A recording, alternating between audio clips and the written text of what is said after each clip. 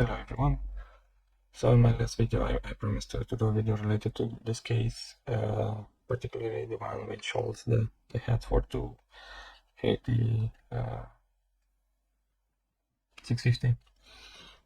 So in my case it was just a pain to work it out, and I think it's related to the 3D printer that was used and also to the settings and possible that the material. I'm not very familiar with 3D printers. So I will try to keep it as short as possible. Firstly, I will start with the main issue and the most annoying one. And this will be the screen holder. This is a very painful thing because I will explain the glue in just a moment. It has, I think, three little pins fit, as it doesn't matter how you want to call them, and three above, and I needed to file those down because the screen couldn't fit in. Also, you have to file all around because especially here sometimes you'll have some residue in this corner, and if you push it too hard you'll break the LCD. If you want to know how I know this, last night I broke 5 or 6 screens just because of this reason. So yeah, since I filed everything down, I needed the glue to keep the LCD in place because I don't have those feet anymore. Okay, that's the first one. Second, so the most annoying part, I think, it was for the antenna holders. I needed to enlarge them, and also the hexagon at the end. It was very messy, so it's a very tight spot and you can't really file anything. So those need to be redo. And also I don't think it's the project itself, but the printing, maybe material or the settings, as I said.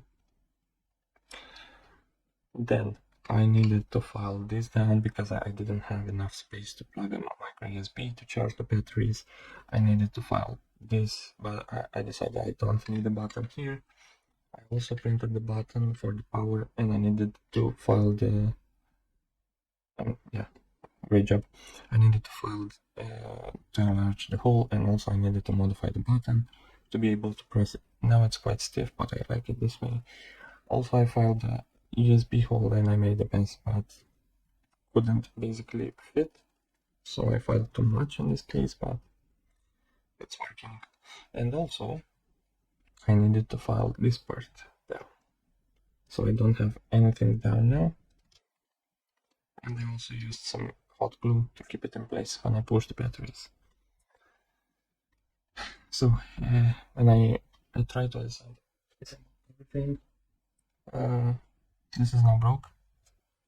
I think, I'm not sure, it doesn't have any physical things that you can see, but it's not working anymore, it's not charging, it's not providing any current, so this is just a piece of junk now, it's not working.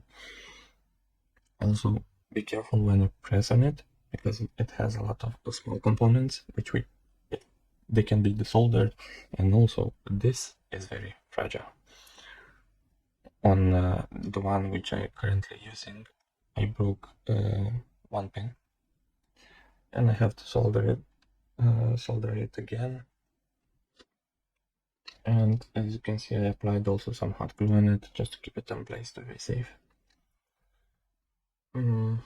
I think that's pretty much it. I think I also filed a little spacers in order to be able to push the head for the batteries down, but it was just a little work. The most work was applied in order to fit the battery back inside and to correctly fit the LCD. I broke a lot of them, as I said. Okay, hope you won't do the same mistakes, and hope this video was helpful in some way. Please subscribe and turn on the notifications to see future videos. Cheers.